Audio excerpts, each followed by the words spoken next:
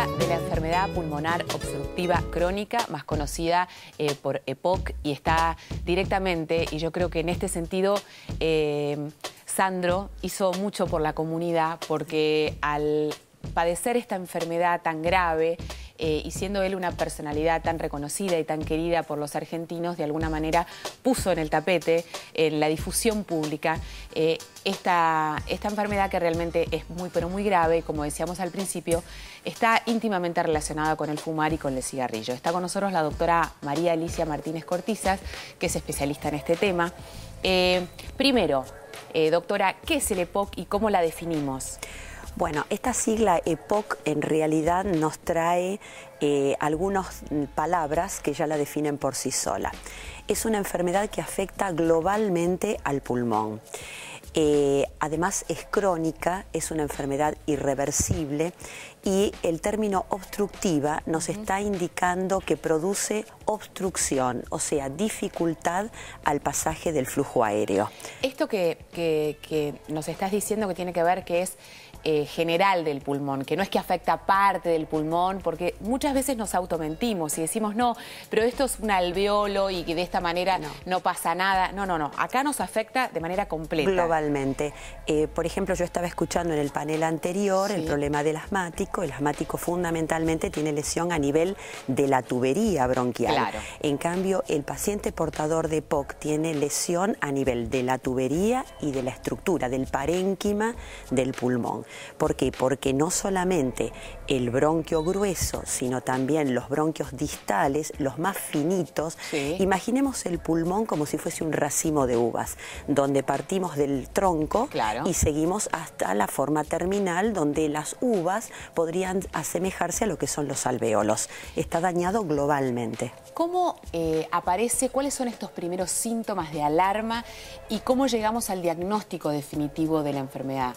Bueno, los signos de alarma es lo que nosotros llamamos el sintomático respiratorio. En general se ve a partir de los 40 años, es un paciente que tiene tos, expectoración, disnea fundamentalmente, o traducido fatiga. Es aquel paciente que se ve limitado para realizar las actividades que venía haciendo en forma frecuente. Si era deportista, ve disminuida esa capacidad. Si tenía que simplemente subir hasta un segundo piso en su casa, es como que tiene que parar ya en los descansos, y esa pérdida en la calidad de vida es fundamentalmente lo más significativo de esta enfermedad. Claro. Que termina transformando a ese sujeto en un pez fuera del agua, o sea, en estadios terminales.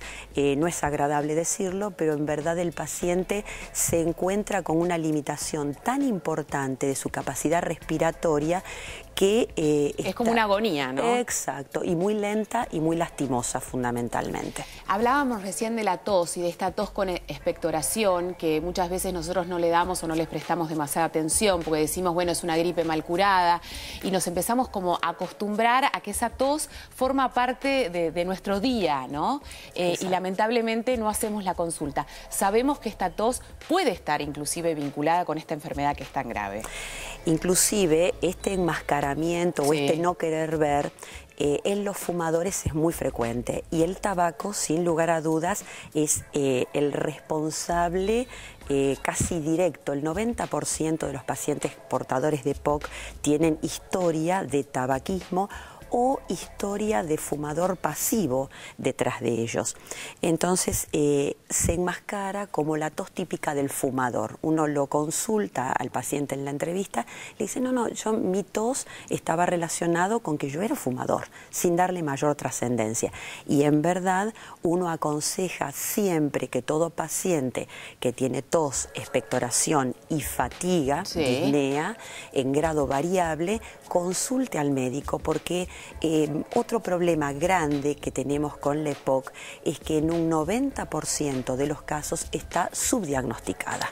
Bueno, vamos a hablar del cigarrillo, porque recién vos mencionaste los fumadores pasivos, que no necesariamente aquellos fumadores empedernidos que fuman 2 paquetes de cigarrillo por día pueden tener riesgo de tener esta enfermedad, sino que por ahí el fumador de un cigarrillo por día o inclusive la pareja de ese fumador empedernido que termina teniendo EPOC producto de lo que ha inhalado durante muchos años de su vida, ¿no?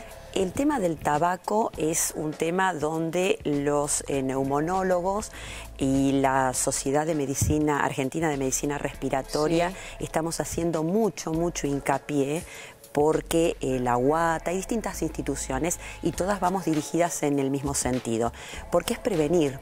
Uno sabe que el tabaco, por ejemplo, como la inmensa mayoría de las adicciones, prende en etapas muy tempranas. Claro. La adolescencia es el momento clave. Algunas estadísticas hablan que casi un 60%, 50 y pico por ciento de adolescentes habrían probado el tabaco o serían fumadores en forma global, ¿no es cierto? Entonces, uno sabe que de esos adolescentes, de dos adolescentes fumadores, uno va a tener una mortalidad prematura a causa del tabaco. De ahí la importancia de no fumar. Y el fumador pasivo, que es muy difícil tener estadísticas justamente por eso, porque no está registrado. Porque aparte, lamentablemente, todavía no tenemos el respeto suficiente por el otro y la conciencia de que estamos afectando la salud de otra persona sin que el otro nos dé la autorización para hacerlo, ¿no? Por decirlo de alguna manera. Exacto. Y se estima que aproximadamente un 20% de los pacientes portadores de EPOC o que padecen EPOC podrían ser fumadores pasivos. O sea que tanto la importancia, tanto por un daño personal que se inflige el fumador, como para el entorno, los familiares o incluso los chicos. Un chico es un fumador pasivo, rehén, cautivo en una familia de fumadores. El EPOC no es curable, ya sabemos, es irreversible, pero ¿es tratable? Es tratable, no solamente es irreversible, sino que es progresivo.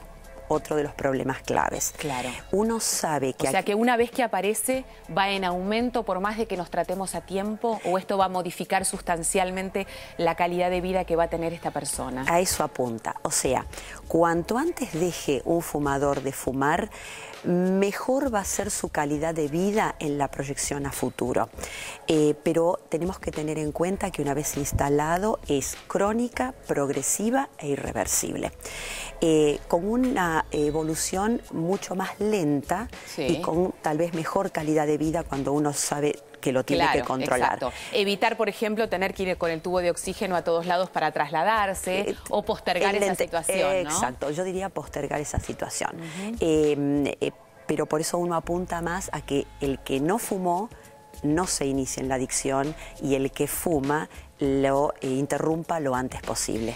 Porque lamentablemente nosotros muchas veces definitivamente intentamos dar un mensaje positivo y de aliento, y en este caso y en esta patología en especial no hay demasiado positivismo con respecto a la enfermedad propiamente dicha, pero tenemos que poner toda nuestra energía antes, no cuando ya tenemos el diagnóstico, sino evitar tener un diagnóstico de este tipo. ¿Cómo lo hacemos? No fumando. ¿Cómo lo hacemos? Evitando estar expuestos al humo del cigarrillo y protestando si así lo hacemos. Alguien fuma. Y yo creo que hay una cosa importante. Hay un estudio que es muy sencillo, que es la espirometría, un estudio no invasivo, y que permite detectar en etapas tempranas aquellos pacientes que consulten. Se hace en forma muy simple, soplando a través de un aparato computarizado, es muy rápido, y eso nos da pautas de cuál es el grado de obstrucción a este flujo aéreo que tiene el paciente. Entonces todos nosotros deberíamos de hacernos una espirometría por lo menos cada tanto, ¿no? Para certificar si esa obstrucción es real, si hay un indicador de que va en aumento, y poder tomar decisiones positivas en nuestra vida, tempranas, o cambios de hábitos que pueden evitar que esto progrese, ¿no? Todo fumador de 40 años o más, y si es sintomático respiratorio, debería hacer una espirometría, debería consultar a un médico especialista. En general, todo el equipo de salud está preparado para dar, aunque sea mensajes breves, para que estos pacientes dejen de fumar. que es importantísimo, cualquier miembro del grupo de salud, pero esos pacientes en grupo de riesgo deberían hacer una espirometría. No solamente tomar conciencia o relacionar el cigarrillo con el cáncer de pulmón, sino con esta enfermedad que es igualmente inhabilitante, digamos, más allá de que uno tiene relacionado el tema del cáncer con la muerte directamente, saber que el EPOC es una enfermedad que va en aumento, que es irreversible y que afecta enormemente la calidad de vida de la persona. Lamentablemente es una enfermedad que a tal punto va en aumento junto con las enfermedades cardiovasculares sí. y las neoplásicas, sí. se constituiría como la tercer causa de muerte hacia el 2030, o sea que la progresión va en ascenso, en sentido opuesto con lo que se espera en las enfermedades infecciosas, que declinaría claro. hacia el 2030. O sea que en realidad vamos peor, no mejor. Yo tenía la sensación de que había mayor conciencia con el tema del cigarrillo y que por ende este tipo de patologías iban de alguna manera en disminución. No es así. No es así. En los últimos años ha habido un incremento de un 60% en estas patologías. Y es importante recalcar que las tres que he nombrado, el EPOC en tercer término hacia el 2030, las enfermedades cardiovasculares y las neoplasias, tienen ligazón directa con el tabaco. Claro. O sea que el tabaco no solamente los neumonólogos tenemos que combatirlos, sino en general todas las especialidades médicas tienen algún dato. Sí, en general todas. Cuando hablamos de prevención, el tabaco siempre está como el gran problema, enemigo, ¿no?, de la salud. Exacto. Y saber que esto existe. Bueno, hemos aprendido algo muy valioso, que es que hay que hacerse una espirometría, seas o no seas fumador, porque en la práctica podemos serlo de manera pasiva y esto puede afectar nuestra salud, que esto es importante para tomar decisiones y saber que no tenemos que llegar al diagnóstico para decidir dejar de fumar, porque ya cuando llegamos al diagnóstico esto definitivamente es tarde. ¿Es una enfermedad de adultos? Es una enfermedad en general, como es crónica, es una enfermedad que afecta al grupo etario de 40 a 65 años, es el grupo más afectado. Pero en verdad, si vamos progresando en etapas muy tempranas de inicio, esto depende del momento de inicio de la adicción, de la cantidad de cigarrillos consumidos, de las tareas laborales. El 90% la causa es por el tabaco, pero también tenemos contaminantes ambientales, tareas laborales, o sea que esos son factores que incidirían negativamente sobre sujetos predispuestos. Hay también basamentos genéticos donde en aquellos sujetos habría más chance de tener déficits enzimáticos que se pueden chequear por análisis de sangre. O sea que hay un factor genético que puede influenciar en la aparición de esta enfermedad. Sí, sí. Un capítulo importante que es que sabemos que hoy por hoy las mujeres ha ido lamentablemente el porcentaje de mujeres fumadoras, o sea que el mensaje tiene que ir contra nosotras, ¿no? En este sentido, muy pero muy activo, porque lamentablemente hoy las mujeres son grandes fumadores y pueden empezar a aparecer gran cantidad de mujeres con EPOC. Claro.